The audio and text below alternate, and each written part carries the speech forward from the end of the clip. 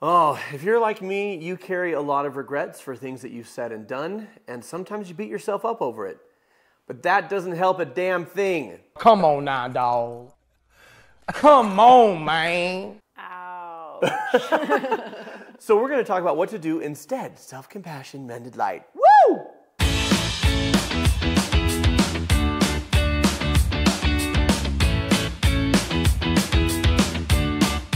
Alicia, hi. Hello, Jonathan. How are you today? I'm doing well. Yeah, doing good.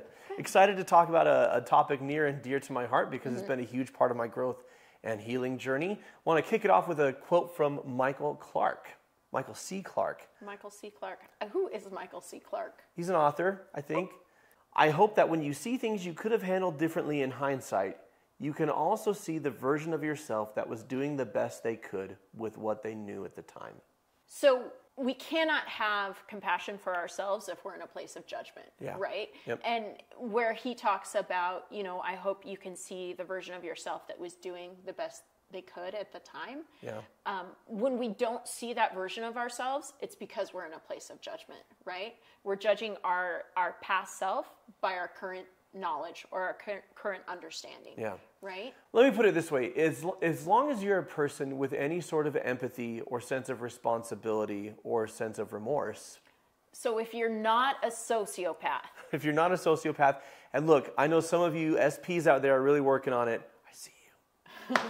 The fact is, you're going to feel the natural human reaction, and then the way we're brought up is to feel guilt. Is to feel... Most of us are socialized. Most of us are socialized to feel guilt. Yeah. And a lot of us are socialized to feel shame. And we beat ourselves up over our past choices. The people that we've hurt, the mistakes that we've made. We feel stupid. We feel like we're monsters. We feel like we're jerks or idiots. And we throw all sorts of harsh labels at ourselves. The problem, one of many, with harsh self-judgment is as long as you see yourself that way, then you will likely continue to act in ways that support that, right? So if I see myself as a jerk, I'm going to keep making jerk decisions.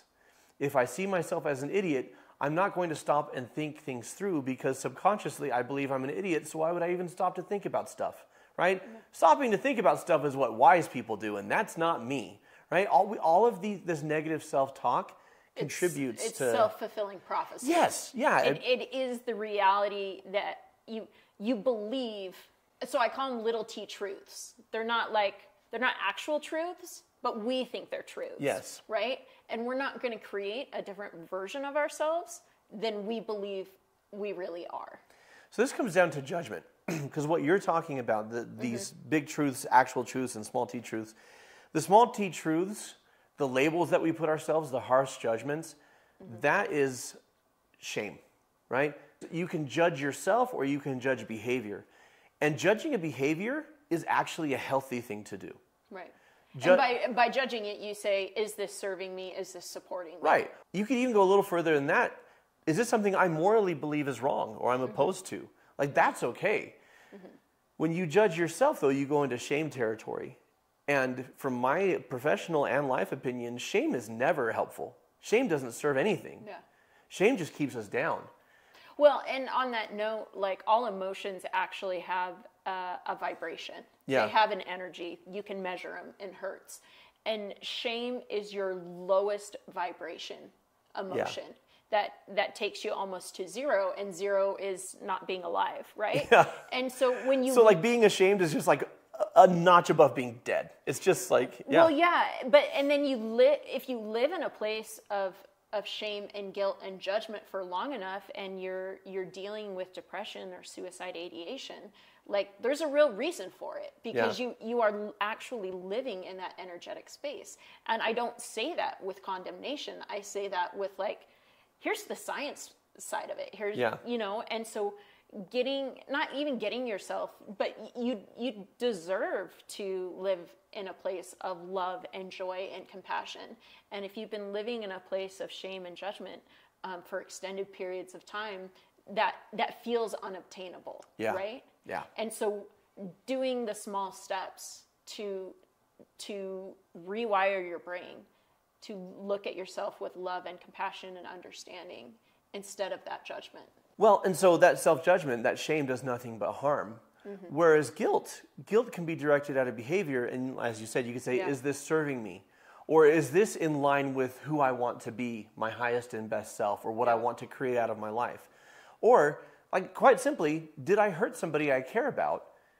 Okay, do I need to take ownership of it? The thing is, guilt needs to be about a behavior that you chose that you can change. Yeah. If it's something that you chose that you can change, then the guilt can be healthy because you take that step, you make amends as best you can. If the other person doesn't want to let you make amends, then at the very least you take ownership and you resolve to be different moving forward. Well, and then you leave the guilt behind. It served its purpose.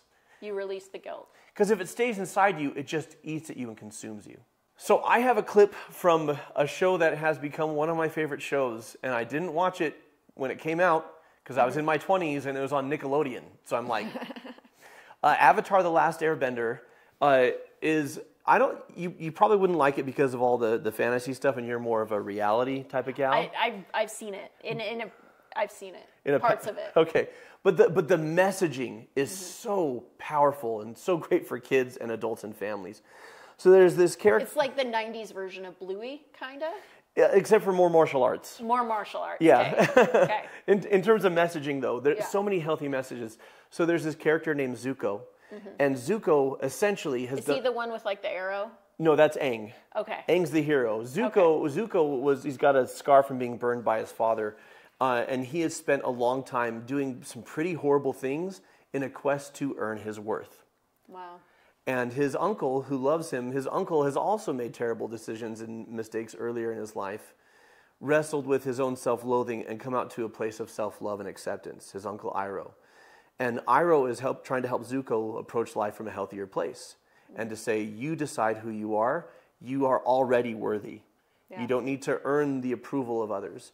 And Zuko, through his actions, betrays and spits in his uncle's face, mistreats him, because he's still so full of self-loathing. Wow. And really hurts and betrays his uncle. So Zuko doesn't believe he's worth a different reality. So he's reaffirming his little T truth. Yes. Of like, okay, the uncle is trying to teach him actual universal truth. Yes. You don't need to earn your worth. You belong.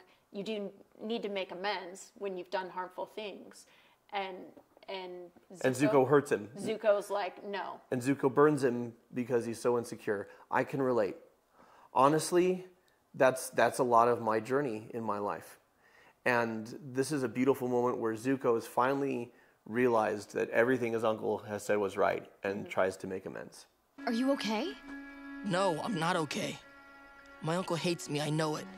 He loved me and supported me in every way he could. And I still turned against him. How can I even face him?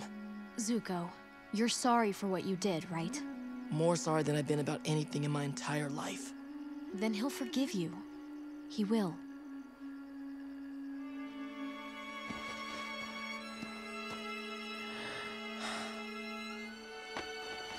Uncle.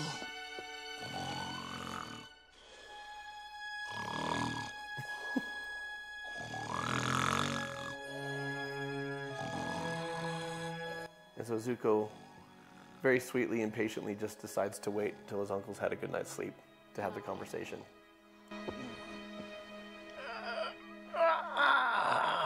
The peaceful sleep of a clear conscience.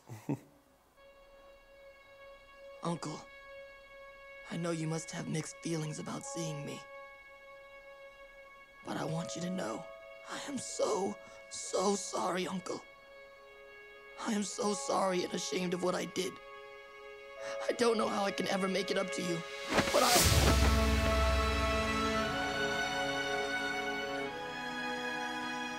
How can you forgive me so easily? I thought you would be furious with me. I was never angry with you. I was sad because I was afraid you lost your way. I did lose my way. But you found it again. And you did it by yourself. And I'm so happy you found your way here. It wasn't that hard, Uncle. You have a pretty strong scent.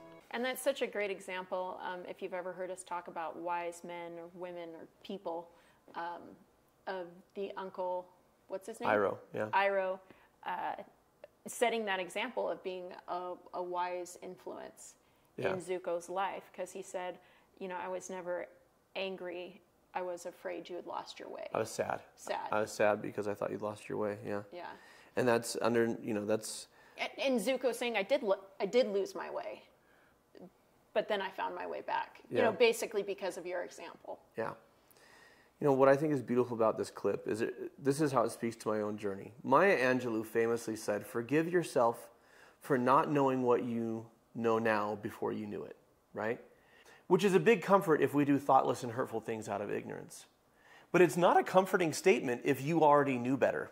If you didn't do it out of ignorance. Yeah, right? Forgive yourself for not knowing what you know now before you knew it. But what if you knew better and you did it and you hurt somebody? Like, that is the state that I've been in, of self-loathing and hating myself for doing things and saying things where I knew better.